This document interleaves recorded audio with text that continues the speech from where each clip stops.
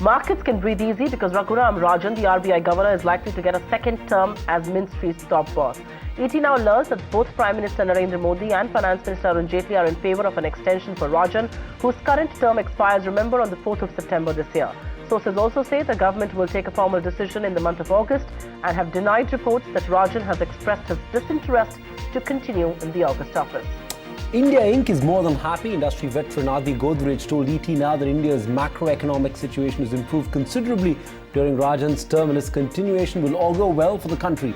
Currency market reflected the positive mood as the rupee strengthened against the dollar after ET now broke the story of a likely second term for Rajan at noon today. The mega news break on Rajan's extension, that's our top story on India Tonight.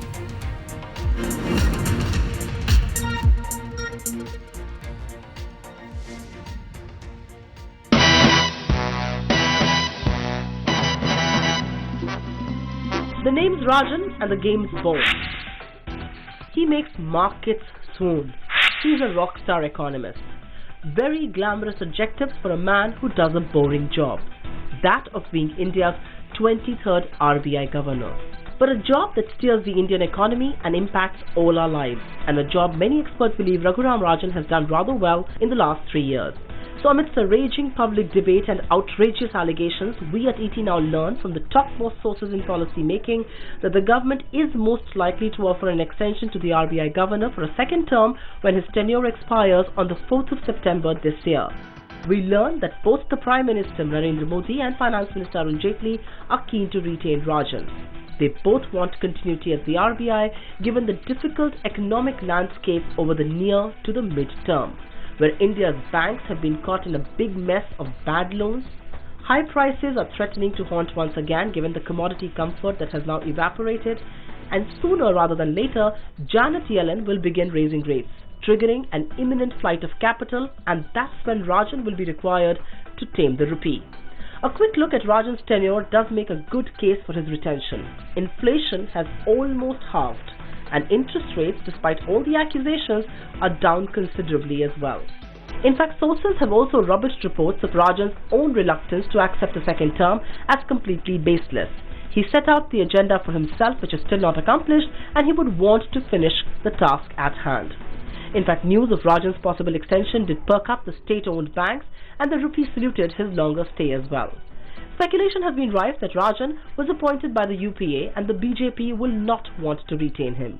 But there have been cases of Y.V. Reddy in the past appointed by the NDA and retained by the Congress. And given all their run-ins, Chidambaram today chooses to call him his economic guru. The government would also not risk denying Rajan an extension. Already, experts have voiced concerns on how it may trigger a flight of capital. Ideally, the decision should be made official soon, but in the last 35 years, a call on the RBI governor's term is taken closer to the end of his tenure, and which is why one may have to await for the good news up until August.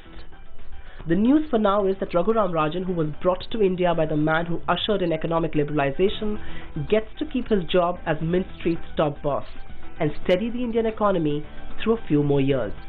And that is no mean task. Supriya, Shrinate, ET Now, New Delhi. Okay, so just how crucial is it to keep Raghuram Rajan at Mint Street? What will it really mean for the economy and also for India's credibility at the global stage? We got a special panel consisting of some of the biggest voices from industry and financial markets. Let's hear out what they had to say. It's very good if he does continue, and I'm very glad that the government has decided to continue his services and that he is likely to accept. I think it will be very good for the country. He has a tremendous reputation across the globe. He is considered one of the finest central bankers in the world, and I think it will do India a tremendous amount of good. Government, according to me, should weigh its pros and cons on continuing Dr. Rajan. I'm sure there would be many merits of him continuing, and there has been precedents, and as I mentioned to you, last 5 governors getting almost 5-year term.